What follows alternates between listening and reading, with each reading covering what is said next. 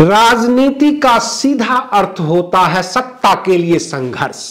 जी हां दोस्तों, मैं आरडी भारती और आप देख रहे हैं बिहारी सुल्तान। पिछले 24 घंटे में जो घटनाक्रम दिल्ली में हुई, आंदोलन, धरना, प्रदर्शन, हंगामे, बहुत सारे लोग अपनी अपनी हाथों में हथकड़ी लेकर और आंदोलन कर रहे थे।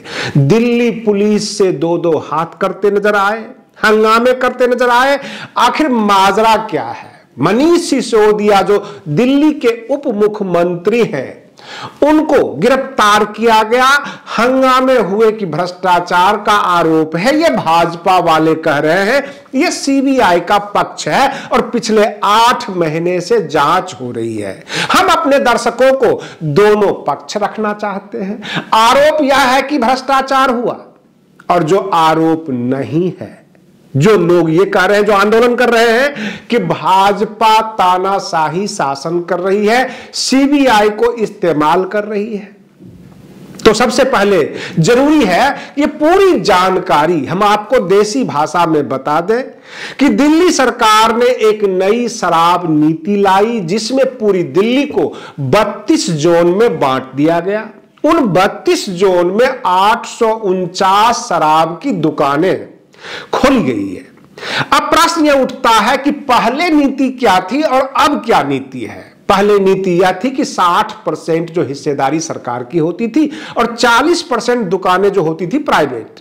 लेकिन केजरीवाल सरकार ने राजस्व इकट्ठा करने के लिए जो लाइसेंस 25 लाख में मिलता था, उसको कर दिया 5 करोड़। और 5 करोड़ को अगर आप 849 से गुना कर दे तो करीब 4000 करोड़ से ज्यादा का रकम बन जाता है, जो दिल्ली सरकार उस राजस्व को इकट्ठा करने के लिए कैबिनेट बिठाकर सरकार ने एक नीति बनाई, जिसको एक नई शराब नीति कहा गया। अब भाजपा का आरोप यह है कि इन्होंने मनमानी किया। इन्होंने जो शराब माफिया थे, शराब माफिया नहीं बल्कि शराब बनाने वाले, शराब के ट्रेडर्स, बेचने वाले, उनको ये खुली छूट दे दी और बदले में कमीशन खाया।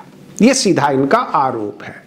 अब प्रश्न यह उठता है, जो मुख्य सचिव ने रिपोर्ट बनाकर दी, मुख्य सचिव सीधे केंद्र सरकार के अंदर आते हैं, एलजी भाजपा के हैं, और जब कैबिनेट किसी प्रस्ताव की मंजूरी देती है तो एलजी साहब के पास जाता है। जब तक एलजी साहब साइन नहीं करते वो सरजमीन पर नहीं उतर पाता। लेकिन जब ये शराब नीति बनाई गई तो एलजी साहब से साइन भी हुआ होगा। और संविधान के तहत ये कहा जाता है कि जैसे राष्ट्रपति जी के पास जो बिल जाती है, 1 बार जाती है, 2 बार जाती है, अगर वो लौटाते रहेंगे तो कैबिनेट पूर्ण बहुमत से उसको पास कर देती है। ऐसा संविधान का मानना है। अब केजरीवाल सरकार ने जो शराब नीति लाई, उसमें मनीष सिसोदिया जो थे, ये एक्साइज विभाग इनके पास था। जो शराब का विभाग है वो इनके पास था, मनीष सिसोदिया इसके हेड थे। कैबिनेट ने इसकी मंजूरी दी थी। सरकार के पास ये स्वतंत्रता होती है कि कोई भी नीति बना सकती है, कैबिनेट से पास कर सकती है पूर्ण बहुमत से, और गवर्नर साहब से साइन करवा सकती है। लेकिन दिल्ली जो है एनसीटी है, यानी नेशनल कैपिटल टेरिटरी, तो यहां पर गवर्नर की जगह एलजी होते हैं, लेफ्टिनेंट गवर्नर। और ये शराब नीति लाई गई और इससे राजस्व इकट्ठा किया गया।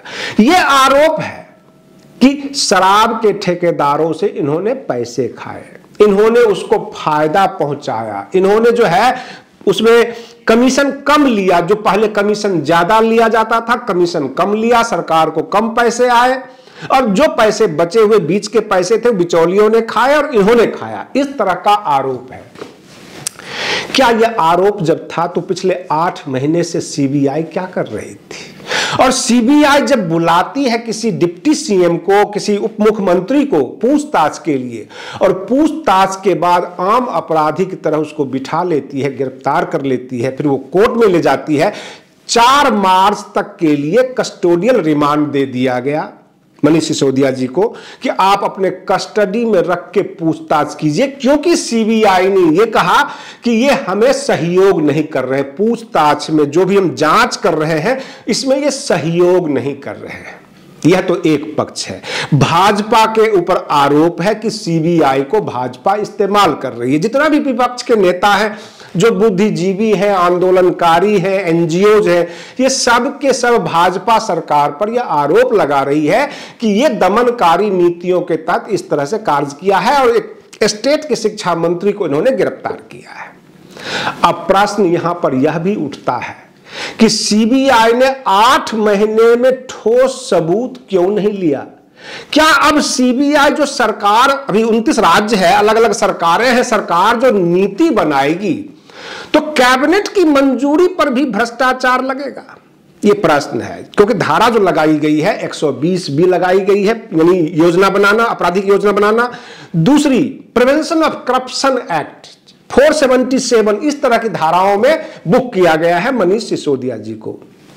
आरोप यह भी है जो आंदोलनकारी है कि टारगेट पर अरविंद केजरीवाल है, लेकिन वो कहीं से फंस नहीं रहे हैं तो उनके डिप्टी सीएम को फंसाया गया है। कहने का तात्पर्य है कि भाजपा यह चाहती है कि 2024 में जितना भी विपक्ष है उसको तहस नहस करके उनको जेल में डालकर और अपनी मनमर्जी से लोकसभा चुनाव करवाए।